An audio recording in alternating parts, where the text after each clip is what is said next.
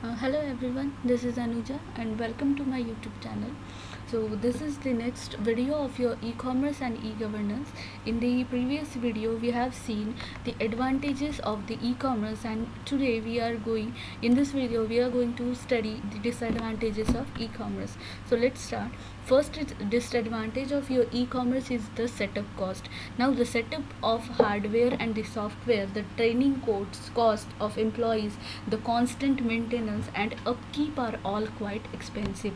अभी अगर हम लोग ई कॉमर्स वेबसाइट बनाते हैं, ओके, सो ई कॉमर्स वेबसाइट बनाना कोई ईजी बात नहीं है. इसके अंदर आप लोगों को हार्डवेयर जैसे कंप्यूटर, सर्वर्स वगैरह चीज़ें लगती है, सॉफ्टवेयर्स लगते हैं जिसके अंदर आप लोग आपकी जो वेबसाइट है उसको बनाओगे, उसको डेवलप करोगे. बराबर है. उस वेबसाइट को बनाने के लिए आप लोगों को एम्प्लॉयज़ लगते हैं, लोग लगते हैं ना, काम पर हम लोगों को एम्प्लॉयज़ रखने पड़ते हैं और जिनको प्रॉपरली ट्रेन भी करना पड़ता है, उनको पैसे भी देने पड़ते हैं, उनको सैलरी भी देनी पड़ती है. और जो भी आपकी वेबसाइट है इंटरनेट के ऊपर की, उसको आप लोगों को मेंटेन करके रखना पड़ता है. जैसे कोई नए अपग्रेडेशन आते हैं, है ना, जैसे शॉपिंग वेबसाइट है तो आप लोग पूरे 2 साल 4 साल तो एक जैसे ही प्रोडक्ट्स वहाँ पर नहीं बता सकते हो. तो आपको हर बार जो प्रोडक्ट्स है, हर बार जो कुछ चीज़ें हैं आपके वेबसाइट के अंदर, उसको चेंज करते रहना पड़ता है. उसके बाद फिज़िकल प्रेजेंस जो होता है, okay. Now, due to lack of the physical presence, personal touch can be a disadvantages for many type of services and product like interior designing or the jewelry businesses. Okay, now यहाँ पर जो है fraud होने के chances होते हैं, या फिर हम लोग जिस चीज़ का फ़ोटो देखते हैं वो प्रोडक्ट हम लोगों को नहीं मिलता, या उसके जैसा प्रोडक्ट हम लोगों को नहीं मिलता, क्वालिटी में फ़र्क हो सकता है. तो ये चांसेस वहाँ पर हो सकते हैं. जैसे स्पेशली जो इंटीरियर डिज़ाइनिंग और ज्वेलरी का बिज़नेस है, ओके, ज्वेलरी का जो बिज़नेस है उसके अंदर हो सकता है कि ये बिजनेसेस जो है वो जनरली आप लोग नहीं कर सकते हो थ्रू द ई कॉमर्स, क्योंकि अगर हो सकता है आप लोग ऑर्डर प्लेस्ड कर दो या फिर उसके लिए पैसे पे कर दो, पर अगर वो प्रोडक्ट आपके घर पर ही ना है, ओके, तो समझ में आ रहा है. तो आप लोग जो है फिजिकल प्रेजेंस ना होने के कारण कुछ जो चीज़ें होती है, गुड्स होते हैं, उनको आप लोग through the online mode bye या सेल नहीं कर सकते. सिक्योरिटी पर्पज़ से भी एक थोड़ा सा एक रिस्की है. जैसे आपके क्रेडिट कार्ड है, बैंक अकाउंट के डिटेल्स है, तो आपके कंप्यूटर को या वेबसाइट को हैक करके जो डिटेल्स है वो डिटेल लिए जा सकते हैं और उससे आपके बैंक अकाउंट के जो पैसे होते हैं, उसको बैंक अकाउंट की जो रॉबरी है वो भी की जा सकती है. ठीक है, तो सिक्योरिटी पर्पज़ के हिसाब से भी थोड़ा जो ई कॉमर्स है वो प्रॉब्लमेटिक होता है. ओके, नाउ गुड डिलीवरी जो है वो भी जो हम लोगों ने ऑलरेडी देखा था कि जो चीज़ें होती है वो इंस्टेंटली, तो हम लोगों को जैसे कुछ मैंने ऑर्डर कर दिया है तो वो इंस्टेंटली तो मुझे नहीं मिलता है. हाँ, कभी हो सकता है कि वो प्रोडक्ट जल्दी डिलीवर हो जाए, कभी कभी उसको बहुत समय लगता है. उसमें ये भी चीज़ होती है कि जो भी मैंने ऑर्डर दिया है वही चीज़ डिक्टो आएगी, ऐसा नहीं हो सकता. बराबर है, मतलब जो क्वालिटी की बात हम लोग कर रहे हैं, तो हो सकता है कि जो भी प्रोडक्ट मैंने मंगवाया है उसकी क्वालिटी जो है वो कम ज़्यादा हो. ठीक है, नेक्स्ट है, हाँ ठीक है, तो यहाँ तक जो है आपका जो ई कॉमर्स है, ठीक है, उसके डिसएडवांटेजेस है. तो डिसएडवांटेजेस में हम लोगों ने 4 डिसएडवांटेजेस देखे. दैट इज़ उसको सेटअप करने के लिए बहुत ज़्यादा कॉस्ट लगता है. फिज़िकली हम लोग किसी शॉप पे जा नहीं सकते थ्रू दी ई कॉमर्स, तो वहाँ पर भी जो है कुछ चीज़ें जैसे ज्वेलरी वगैरह हम लोग उसको बाय या सेल नहीं कर सकते. सिक्योरिटी पर्पस से जो ऑनलाइन पेमेंट है वो ज़रा रिस्ट्रिक्टेड ही होता है इसके अंदर. और गुड्स डिलीवरी जो है, मतलब चीज़ें वक्त पर आएगी और जैसी क्वालिटी हम लोगों को चाहिए वैसी ही मिलेगी, ये भी थोड़ा सा प्रॉब्लमेटिक उसके अंदर होता है.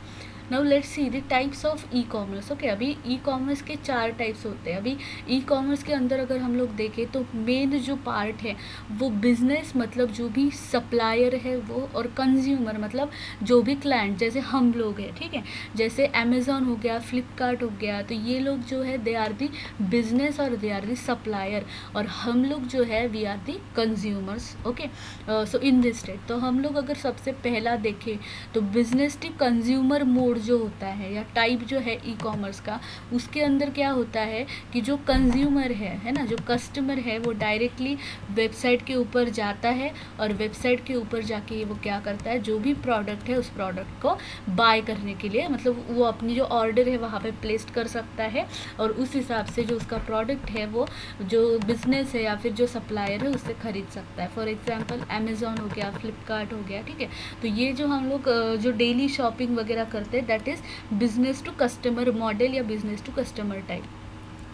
सेकेंड होता है आपका business to business type. Okay, कई बार हम लोग देखते हैं कि जैसे हम लोग कोई चीज़ खरीद रहे हैं, ठीक है, और अगर वो चीज़ वहाँ पर अवेलेबल नहीं हो तो वो लोग दूसरों की दुकान से या फिर दूसरी जगह से आप लोगों को मंगवा के देते हैं। So that is business to business. मतलब क्या कि एक बिजनेस वाला या एक जो सप्लायर है वो दूसरे सप्लायर के पास से वो चीज़ खरीद के आपको ला कर दे रहा है। बात समझ में आ रही है? तो वहाँ पर जो बाइंग और सेलिंग होती है तो वो सबसे पहले दो बिजनेस वालों के बीच में होती है। समझ में आ रहा है? जैसे हम लोगों ने अमेज़ॉन से कुछ मंगवाया, ओके, और अगर अमेज़ॉन के से मंगवाने के बाद अगर वो चीज़ अमेज़ॉन पे अवेलेबल नहीं है तो वो डायरेक्टली आपको लिंक दे देता है कि फ्लिपकार्ट का भी जो सप्लायर है वो चीज़ आपको बेच सकते हैं, फ़िलहाल हमारे यहाँ पे ये प्रोडक्ट नहीं है, या फिर वो लोग उनसे ख़रीद के भी हम लोगों को वो प्रोडक्ट जो है वो बेच सकते हैं।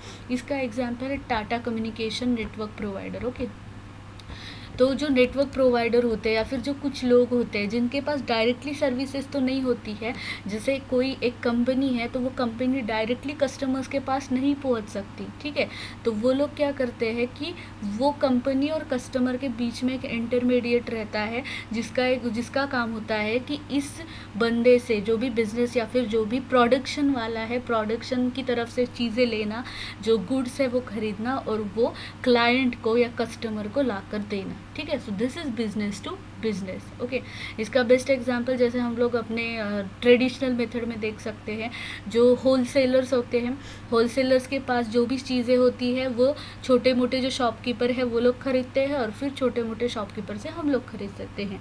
तो होलसेलर और जो छोटे मोटे शॉपकीपर है ये दोनों जो बिजनेस कर रहे हैं या फिर ये जो दोनों जो कॉमर्स कर रहे हैं, तो that is your business to business commerce. Third है तुम्हारा consumer to consumer commerce. Okay, so अभी कंज्यूमर टू कंज्यूमर कॉमर्स में क्या होता है कि जैसे हम लोग हैं, ठीक है, जैसे मैं हूँ और मैंने कुछ चीज़ें मतलब बनाई है, जैसे मैंने कोई ब्रासलेट वगैरह, अभी जैसे रक्षाबंधन आ रही है तो मैंने राखी वगैरह बनाने का काम शुरू किया है, तो मैं घर पे जो राखी है वो बना रही हूँ और मैं चाहती हूँ कि मेरी जो भी राखी मैंने बनाई है वो मैं आप लोगों को या वर्धा सिटी के अंदर उसको बेचूँ। तो मैं अभी लॉकडाउन है तो मैं शॉप वगैरह तो नहीं लगा सकती खुद का, तो मैं क्या करूँगी, फेसबुक के ज़रिए या फिर व्हाट्सएप के ज़रिए, ओके, या फिर थ्रू दी वेबसाइट, छोटी मोटी वेबसाइट क्रिएट करके, ओके, मैं क्या करूँगी, मेरा जो प्रोडक्ट है उसका एक अच्छा सा पेज बनाऊँगी, उसको अच्छे से पब्लिश करूँगी, ओके, और फिर पब्लिश करने के बाद उसको मैं क्या करूँगी, वहाँ पर जो भी मेरे प्रोडक्ट्स है उसको प्लेस कर दूँगी, तो जिसको किसी को भी ख़रीदना है वो क्या कर सकता है, वहाँ से वो चीज़ें खरीद सकता है। इसका बेस्ट एग्जांपल है OLX है, क्विकर है, जिसमें डायरेक्ट कंज्यूमर टू कंज्यूमर हो रहा है, ठीक है। वर्किंग जो है मतलब OLX पे हम लोगों के पास जो भी चीज़ है हम लोग डायरेक्टली डाल सकते हैं वेबसाइट पे कि ये जो चीज़ है, जैसे मोबाइल है मेरा, इसको बेचना है, और जिस दूसरा कोई होगा जिसको सेकेंड हैंड मोबाइल ख़रीदना है तो वो सीधा क्या करेगा, उस वेबसाइट पर जाके उस मतलब जो भी ऐड मैंने दी है उस ऐड को रिस्पॉन्ड करेगा, और इससे क्या हो जाएगा कि जो सप्लायर, मतलब मैं भी कंज्यूमर हूँ और वो भी कंज्यूमर है या फिर हम दोनों भी कस्टमर्स हैं, तो with by using the internet we are doing the e-commerce there. So this is the customer to customer या कंज्यूमर टू कंज्यूमर, ये जो है यहाँ पर बिजनेस चल रहा है। Now consumer to business. Okay, अभी इसके अंदर क्या होता है, देखो कंज्यूमर्स मतलब कौन होते हैं, जैसे हम लोग अगर मेरे पास, ठीक है, for example comparison of interest rate of a personal loan और car loan provided by the various banks via the website, a business organization who fulfils the consumers requirement with the specific budget and approach the customer and provided services. अभी यहाँ पर अगर हम लोग देखते हैं तो इसके अंदर जो सर्विसेज होती है या प्रोडक्ट्स होते हैं वो कंज्यूमर के द्वारा प्रोवाइड किए जाते हैं बिजनेस वालों को, ठीक है। कंज्यूमर जो होते हैं उनकी जो प्रोडक्ट्स और सर्विसेज है ये किसको प्रोवाइड की जाती है, बिजनेस वालों को, ठीक है। जैसे यहाँ पर बताया जा रहा है कि जैसे पर्सनल लोन है या बैंक कार लोन वगैरह जो होते हैं, देखो जैसे भी बड़े बड़े बिजनेस वाले होते हैं तो वो लोग बैंक की तरफ से लोन लेते हैं, ठीक है, उनका जो भी बिजनेस है उसको करने के लिए। So bank is nothing but your consumer service, ठीक है, it is a public service, so it is act as a consumer. And जो भी बिजनेस है, जो भी शॉप शुरू करने वाला है, कुछ चीज़ें चालू करने वाला है, it is a business, okay. So consumer to business भी इस तरह से होता है। For example a blog can be written by author for a business to improve the sale of product like eBay, ठीक है। तो ईबे वगैरह जो वेबसाइट्स है वहाँ पर जो है बिजनेस, कंज्यूमर टू बिजनेस यहाँ पर किया जाता है। मतलब क्या कि कंज्यूमर बिजनेस वालों को, ठीक है, कंज्यूमर जो सेलर्स होते हैं या जो कंपनी वाले होते हैं उनको जो है अपनी जो चीज़ें, मतलब मैंने जो भी चीज़ें बनाई है उसकी ऐड उन लोगों को देता है या फिर वो चीज़ों की इन्फॉर्मेशन उन लोगों को देता है। और अगर बिजनेस वालों को वो पसंद आता है तो वो लोग कंज्यूमर से वो चीज़ें खरीदते हैं और फिर उनकी वेबसाइट पे वो लोग उसको पोस्ट करते हैं और फिर दूसरे लोगों को उसको बाय करने के लिए रखा जाता है, ठीक है। So it is a consumer to business. तो हम लोगों ने 4 चीज़ें देखी ई कॉमर्स के अंदर। पहला है बिजनेस टू कस्टमर, जहाँ पर जो सेलर है वो कस्टमर को चीज़ें बेचने वाला है, ओके, या फिर कस्टमर सेलर से चीज़ें खरीदने वाला है। दूसरा हम लोगों ने देखा बिजनेस टू बिजनेस, जहाँ पर होलसेलर और छोटा जो शॉपकीपर, स्मॉल शॉपकीपर जो रहेंगे, इन दोनों के बीच में का जो बिज़नेस है वो होगा। कंज्यूमर टू कंज्यूमर में डायरेक्टली कस्टमर जो है, एक कस्टमर दूसरे कस्टमर को कांटेक्ट करके जो भी उसके पास मतलब जो भी चीज़ें उसको बेचनी है, खरीदने हैं, उसके बारे में वो लोग कॉमर्स करेंगे, but by using the internet. हम लोग हमेशा यहाँ पे इंटरनेट के बारे में बात करने वाले हैं। कोई भी फेस टू फेस यहाँ पर जो कॉमर्स है या फिर जो भी face to face buying selling है वो नहीं हो रही है। उसके बाद कंज्यूमर टू बिजनेस देखा, जिसके अंदर जो कंज्यूमर है, जो कस्टमर है, वो बिजनेस वालों को, है ना, जैसे हम लोग बोलते हैं ना रॉ मटेरियल, जैसे कच्चा माल कोई कंपनी को बेचता है, so that is raw material. जब हम लोग किसी कंपनी को बेचते हैं so it is through your consumer to business, okay. So this is all about your e-commerce type. Now the next very important topic is your e-commerce trade cycle, okay. It is very easy topic, इसमें ज़्यादा कुछ नहीं है। अभी e-commerce trade cycle में मतलब क्या दिया है आप लोगों को कि इसके अंदर एक्चुअली होता क्या है, ठीक है। सो इसका हम लोग पहले एग्जाम्पल देख लेते हैं, ठीक है। जैसे यहाँ पर मैंने फ्लिपकार्ट ओपन किया, फिर फ्लिपकार्ट के अंदर हम लोग क्या करने वाले हैं, किसी चीज़ का ऑर्डर यहाँ पर प्लेस करने वाले हैं। तो 1 बाय 1 हम लोग देखते हैं कि किस तरह से जो आपका ट्रेडिंग साइकिल है, ठीक है, जो है वो किस तरह से वर्क करता है। तो ट्रेडिंग साइकिल में या फिर ट्रेड साइकिल में क्या होता है, तो इसके अंदर 4 फेजेस होते हैं, that is pre scale, execution, settlement and after sale, ठीक है। तो अभी यहाँ पर होता क्या है, जैसे मैं कोई चीज़ खरीद रही हूँ, ठीक है,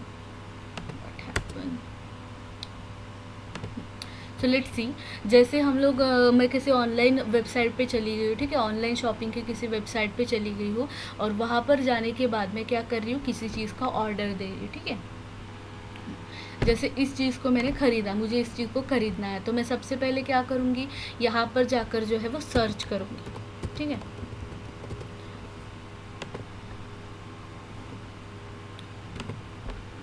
तो सबसे पहले हम लोग क्या कर रहे हैं, प्री सेल में हम लोग क्या करते हैं, इसके अंदर सर्च और निगोशिएट, ये 2 चीज़ें आती है। जब भी हम लोग किसी वेबसाइट के ऊपर जाते हैं तो हम लोग यहाँ पर जाने के बाद क्या देखते हैं कि हम लोग सर्च करते हैं कि भाई मुझे कौन सा प्रोडक्ट ख़रीदना है।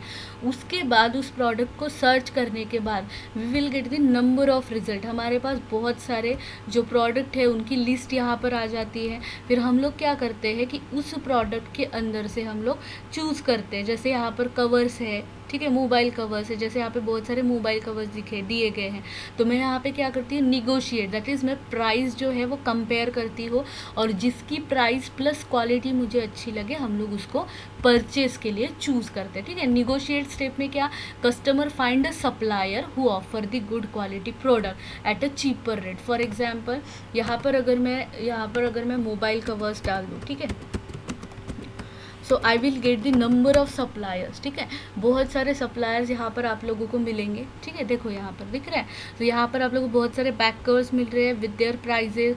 जैसे ये अमेजोन का है, ये प्रिंट बेबो का है, ठीक है, ये केस कैरो का है।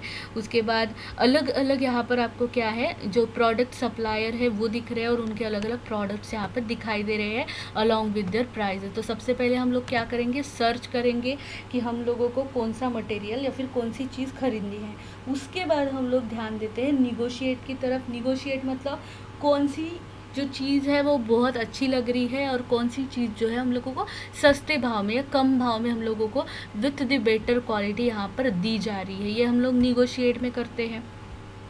उसके बाद हम लोग जाते हैं दैट इज़, हाँ देखो यहाँ पर हम लोग ऑफ़र देखते हैं चीपर प्राइस पे, जो हम लोगों को वो चीज़ को जो है खरीदने का मौका देता है। हम लोग उन लोगों से या उस वेबसाइट से, उस सप्लायर से जो है ऑर्डर जो है प्लेस करते हैं। उसके बाद एग्जीक्यूशन, और एग्जीक्यूशन में हम लोग क्या करते हैं, उस प्रोडक्ट के ऊपर क्लिक करते हैं और उस प्रोडक्ट को ऑर्डर करके डिलीवरी के लिए हम लोग उसको फाइनल कर देते हैं, ठीक है। कस्टमर सेंड्स द ऑर्डर और हम लोग प्रोडक्ट सिलेक्ट करते हैं, वहाँ पर हम लोग जो अपना एड्रेस वगैरह है वो डालते हैं और उसके बाद हम लोग वो प्रोडक्ट को ओके कर देते हैं कि हाँ हम लोगों को ये खरीदना है। तीसरी स्टेप में आता है आपका that is payment mode, okay. तीसरे स्टेप में क्या आता है अपना पेमेंट मोड, ठीक है। तो जैसे अपना ये पहला सर्च हो गया, दूसरा निगोशिएशन हो गया। जैसे यहाँ पर मैंने देखा तो ये 39 रुपीज़ का जो सबसे कम प्राइस में है, मुझे यही खरीदना है।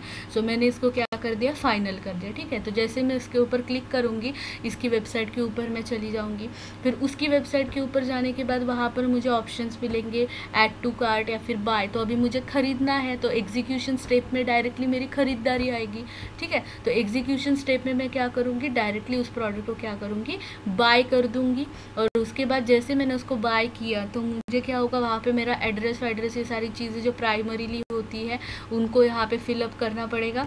और जैसे ही मैं उन चीज़ों को फिलअप करती हूँ तो मुझे वहाँ पर ऑप्शन मिलता है दैट इज़ पेमेंट ऑप्शन, ठीक है। मुझे वहाँ पर कौन सा ऑप्शन मिलेगा, पेमेंट ऑप्शन मिलेगा।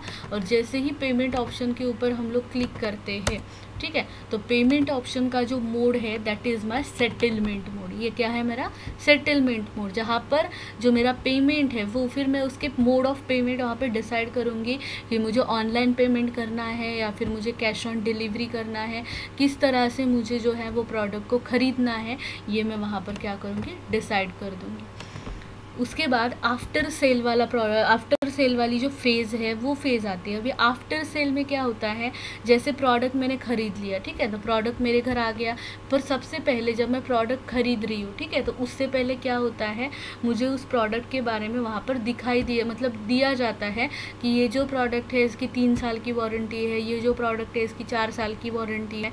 तो फिर वो वारंटी के हिसाब से हम लोगों को आफ्टर सेल जो सर्विसेज है वो प्रोवाइड की जाती है, ठीक है। देखो वारंटी के हिसाब से आप लोगों को आफ्टर सेल जो चीज़ें हैं, जैसे आपने प्रोडक्ट ख़रीद लिया, आपने पैसे पे भी कर दिए और जब वो प्रोडक्ट घर पे आया तो जैसा मुझे चाहिए था वैसा वो प्रोडक्ट है ही नहीं, तो मुझे वहाँ पर वापस में ऑप्शन आता है दैट मैं उसको वापस से भेज सकती हूँ, उसको रिटर्न कर सकती हूँ।